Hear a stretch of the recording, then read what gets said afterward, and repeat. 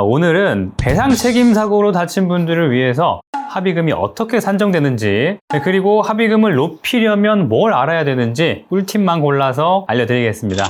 배상 책임 사고, 생각보다 주위에서 정말 많이 일어납니다. 매장이나 주차장 물기에 미끄러져서 사고가 나기도 하고요. 보도블록 파손된 곳에서 넘어지기도 하고, 포트홀에 걸려져서 넘어지기도 하고, 개물림 사고까지 종류도 정말 다양하죠. 그런데 이 배상 책임 사고 막상 겪어보면 굉장히 생소합니다. 주변에 이런 사고를 당해서 보상을 받아본 사람이 잘 없다 보니까 더욱 그렇게 느껴지는 거죠. 검색은 해봤는데 정확하고 자세한 정보는 찾기 어렵고, 보험사 말만 믿고 진행해도 괜찮을지 계속 불안해질 수밖에 없어요. 그래서 오늘 이 영상 하나로요, 배상 책임 사고로 다친 분들이 합의금 제대로 받을 수 있도록 정리해서 설명드릴게요. 영상 끝까지 꼭 시청하시기 바랄게요.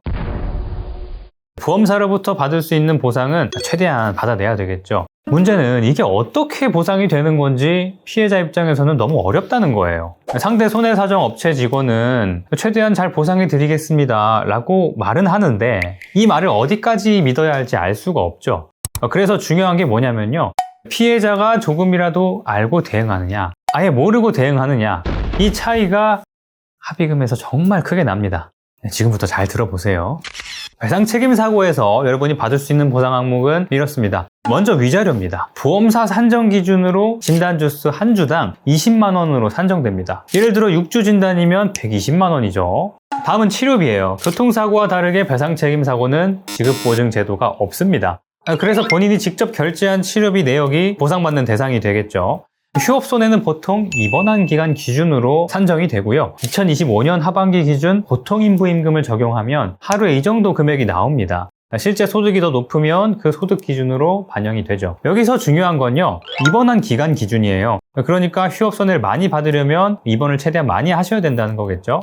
필시 수입, 이 항목이 정말 중요합니다. 치료는 받았지만 후유장애가 남았을 때 산정되는 항목인데요. 장애율이 몇 %인지, 장애 기간이 얼마나 되는지에 따라서 금액이 완전히 달라집니다. 향후 치료비는요, 수술한 경우에 보통 해당이 되죠. 예를 들어서 고정물을 제거해야 된다던가, 수술로 인해서 흉터가 남았다던가, 이런 비용까지 받을 수 있습니다.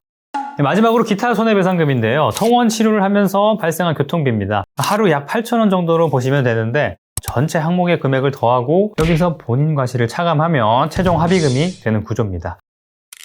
자, 이제 합의금 구조는 대략 이해하셨을 겁니다. 그 다음이 더 중요하죠. 실제 합의는 어떻게 진행이 되느냐.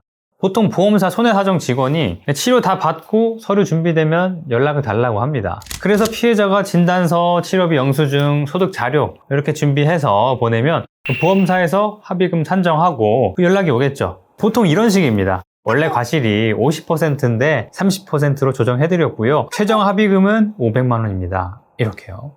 6주 진단 미만인 경우, 후유장애가 남지 않을 가능성이 높은 경우라면 별 문제가 안 되는 금액이에요. 그런데 6주 진단 이상, 특히 골절이나 인대파열, 신경손상 같은 상해는 대부분 후유장애가 남을 수 있는 진단이거든요. 그런데 합의금이 단순히 500만 원이요? 이렇게 끝날 일이 아닙니다. 최근에 실제로 처리했던 사건 중에 공연장에서 다쳐서 십자인대 파열을 입은 피해자가 있었어요. 보험사가 모든 손해액 다 합쳐서 1,200만 원을 제시했거든요. 합의를 해야 할지 고민하다가 저희한테 연락을 주셨는데, 솔직히 말해서 터무니없는 금액이었어요. 십자인대 파열로 6개월 이상 고생도 했고 일도 제대로 못하는 상황이었거든요.